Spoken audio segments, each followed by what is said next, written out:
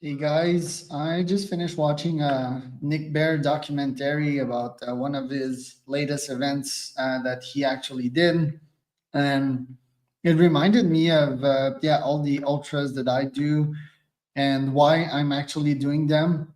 So it's like bear the chocolate around my mouth. By the way, I just ate chocolate and it was pretty good. So yeah, that happens. Um, why do I actually do ultras? So this question was asked to him at the beginning of this documentary as per why he actually does these things. And it's a very good question. Like today I had a rough day.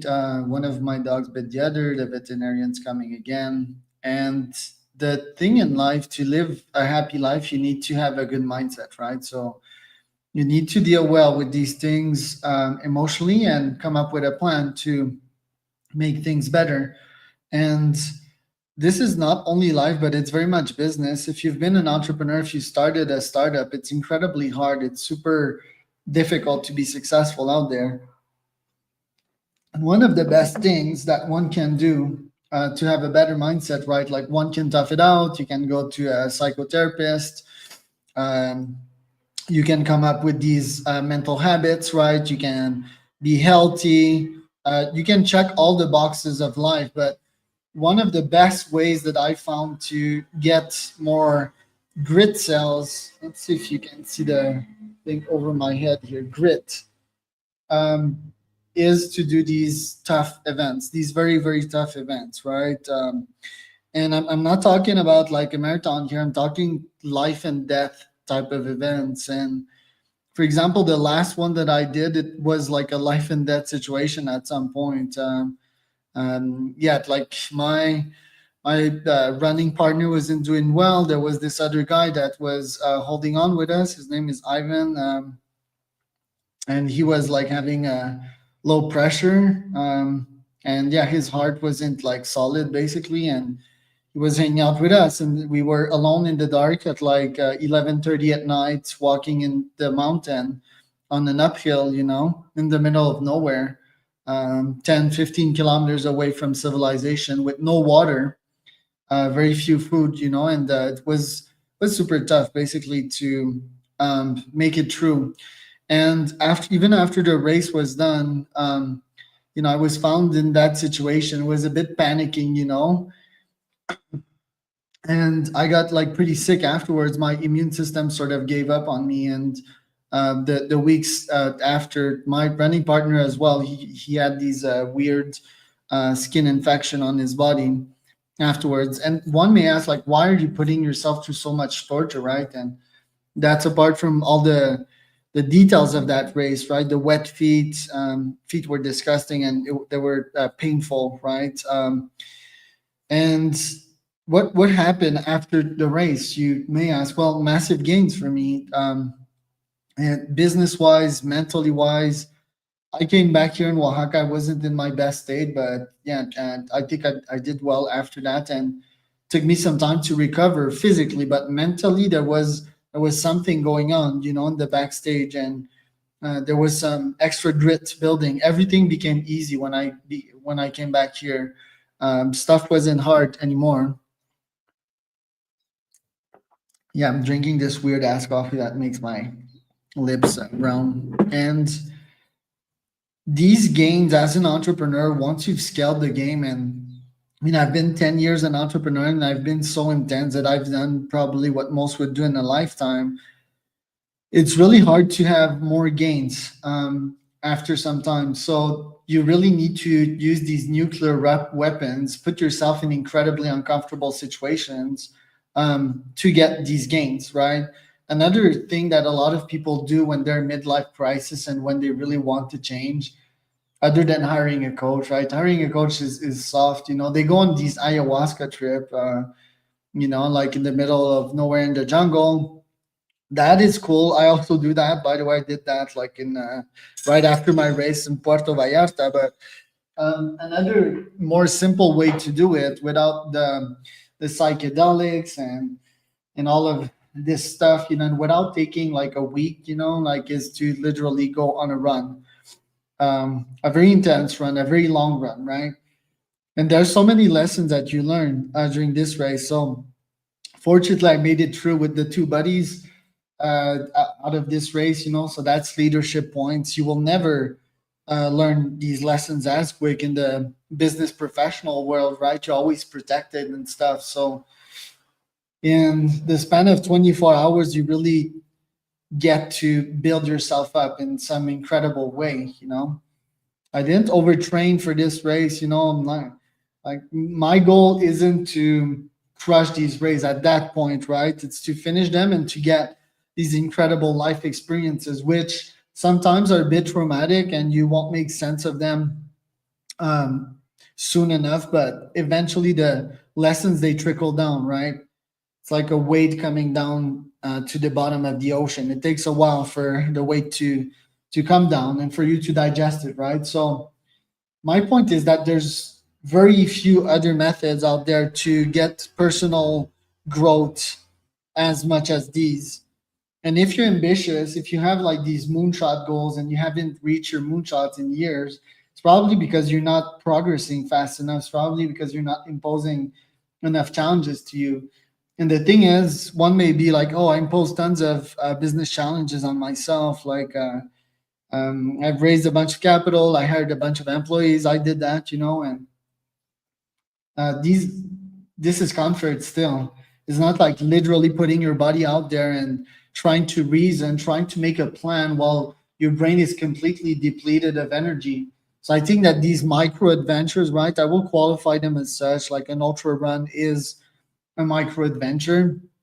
It's not like a full on adventure in which you self fuel, you self plan, and all of that. I'll do that eventually, by the way. Um, but these ultra races, they're well organized. They provide you some fuels. It's like it's a macro challenge, but not enough to kill you, right? So yeah, am I exaggerating with the fact that our lives were in danger last race? No, not as much, but and yeah, the worst that would have happened is like more walking, right? But we were literally in a life and death situation mentally first, and second, from the fact that we needed to walk to get our water and to get our nutrients, right? So that combined with like having the charge of individuals, yeah, was really stressful. It weakened my immune system, and the worst part of this was probably like mentally. I had like panic attacks while I was like immune compromised after the 2 weeks of that. I think it was partly related to that experience, which was a bit traumatic, but um, I certainly learned from that. And you really need to go through hell to come back to the other side to heaven. There's no other way. People nowadays, they want to get rich, but you absolutely need to sacrifice stuff in life. There is no way that you can grow without making big sacrifices, right? That's why your ancestors used to make these sacrifices, right, to the gods. Sacrifices, literally like a goat, right? And the goat was the gods. They wouldn't eat it, right? So they would lose that. And people in Mexican culture, they leave all kinds of fruits, they leave money, they leave goods in the graveyards. And sacrifices is ultimately part of humans and of this reality. You absolutely need to put it all on the line to get some gains. And as we are shifting in this new year, my question to you is like, what are you putting on the line, right? There's all these wants. Like you have this goals list, right? You have these moonshots, but what will you sacrifice? So that message here today is like, take your goals list and next to every goal is like, put a sacrifice, right? Is it time? Is it money? Is it energy? Is it relationships? Right? Is it time in front of the TV? Is it you being at some place mentally and comforting yourself in some situations and finding comfort in being you and not changing, not installing new habits to be your new self? There's no growth without sacrifices. Let me tell you that. I've never seen someone successful because I've seen a lot of people pretending to be successful, But every time you look at what sacrifices they're making, they're not making any, and then you dig and then you find out that they're not successful, right? They're all about vanity and surface level shit. So yeah, these hard experience. By the way, I've named a couple, right? Like ultra marathons, ayahuasca. One of my favorite also is temazcal. It doesn't involve any drugs, you know. It's a Mexican sauna, which is in the dark, and it's really hard, right, to make it true. Well, not really hard, but sometimes it gets really hard, really hot in there. And yeah, it's like a trip, you know, because you can get some hallucinations, quote unquote, although there's no drugs because you're all in the dark and it's blistering heat, and you have a shaman with you playing music, singing songs. You really get in a trance-like state. By the way, I'm gonna have a nice sauna today. I'm speaking about that. Sauna can be it, but temazcal is like next level sauna. There's like some herbs that have their properties, right? So you can have other forms of challenge. You know, is it mountain climbing? Is it an Ironman? Is it to interview people in the streets? Is it to make a documentary about them? Is it to write a book? You know, what I'm saying here is that inviting pain in your life is actually good once you have the mental models to manage that pain and to understand that pain is good, pain is useful. You can take that pain and make something really useful with it. Obviously, there's always quantities of pain that you can impose on yourself, but man, can I tell you that for at least a fucking month, I imposed like massive quantities of pain on myself. And just now I'm on the backside of pain, you know, I'm like in the rainbow side of pain. It's like I will reap the benefits of the sacrifices that my past self made 2 to 3 months ago. So the insight also that I'm getting from a timing perspective, you know, like life is cycles, life is season. I'll probably make one of these huge sacrifice to the gods of success every quarter.